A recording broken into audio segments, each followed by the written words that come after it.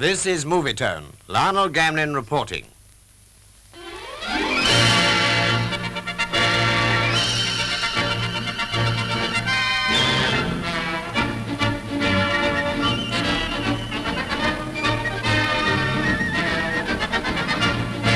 All really big sporting events seem to produce their records, and so it was at Aintree this year.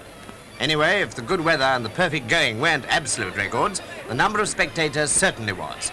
I can't imagine how so many people got there, nor how they all packed in. But it was the largest crowd in Aintree's history, come to see the world's greatest and most famous steeplechase.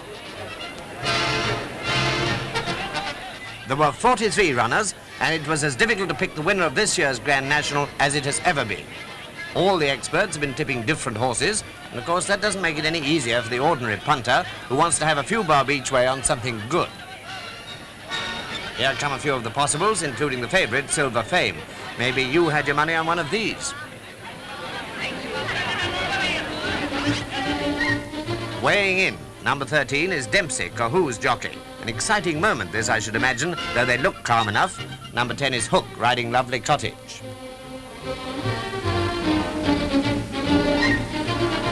Now it won't be long before they go out on the parade and down to the start. Excitement grows among the vast crowd, but as for the riders and their mounts, well, there wasn't the slightest sign of nerves. And after all, this grueling chase of nearly 4.5 miles with its 30 great jumps must surely be a nerve-wracking business.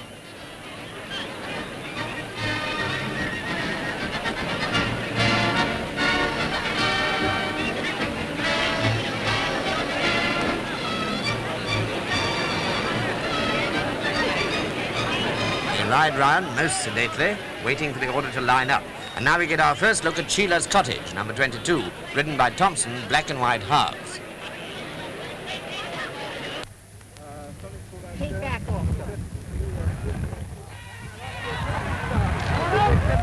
Then they all get away well, except Musical Lad.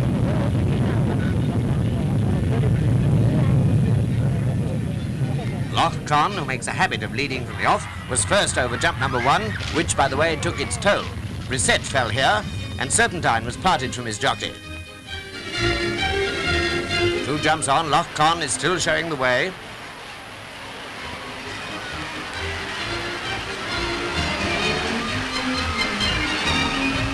Now the jump before Beechers. Loch-Con is in front with Cloncarrig coming up, but it's far too early to start shouting.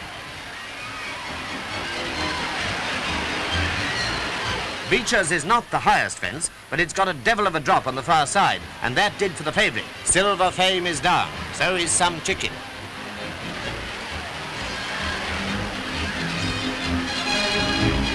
Now the field races on towards the canal turn. Cloncarrig is taking over from Loch-Con. Sir John, Sheila'S Cottage and Happy Foam are not far off, and that was roughly the order at the canal turn itself, which further reduced the field, as you'll see.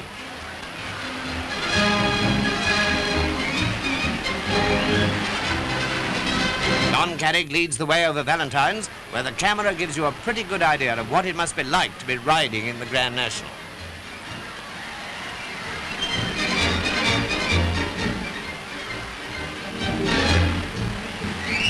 Jump number 12, a gorse fence 5 feet high.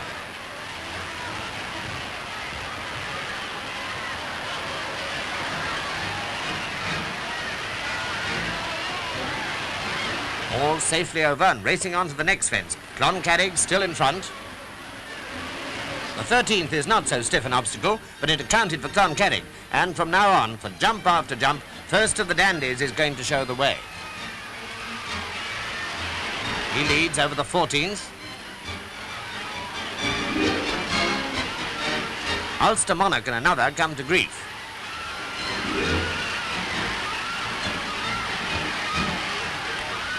And so to the water jump, a mere matter of leaping some 15 feet, which doesn't seem to worry the field at all.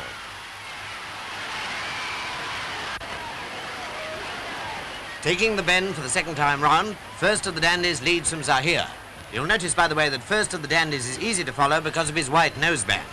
Over the 17th, he's followed by Zahir, Happy Home and Sheila'S Cottage.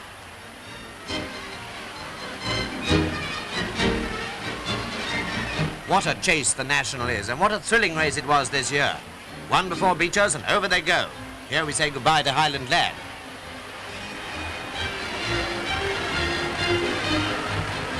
And now for the Brook again. First of the Dandies leading and the field still thinning out.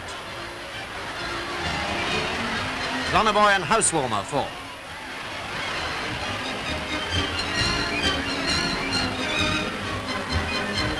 From now on, for some distance, the race was between first of the Dandies, Sheila'S Cottage, number 22, and Happy Home, number 2.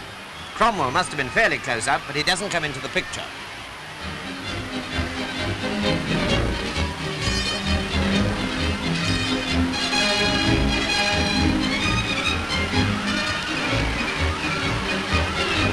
Valentine's for the second time, 5 feet high with the Brook on the far side, nearly 6 feet wide. All still left in the chase get nicely over.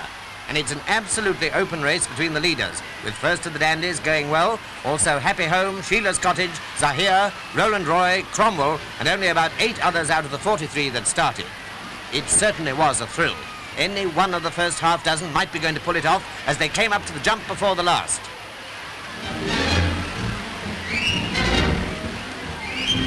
First of the Dandies led from Zahir, but Sheila'S Cottage was there. On the other hand, we see no more of Zahir, who ran off the course.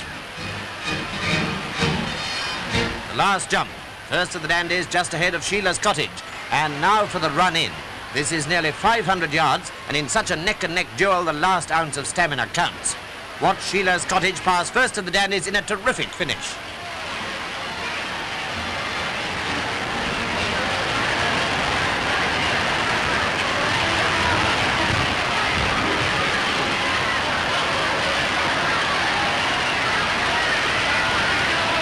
Sheila'S Cottage wins by a length, the first mare to triumph in the National since 1902, and that's also quite a bit of a record.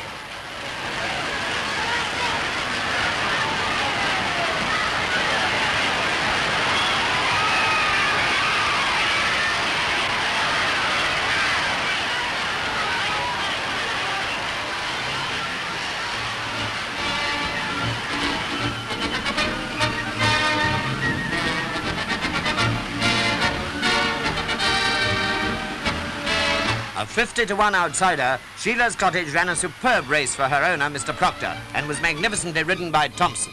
Altogether, a really grand National.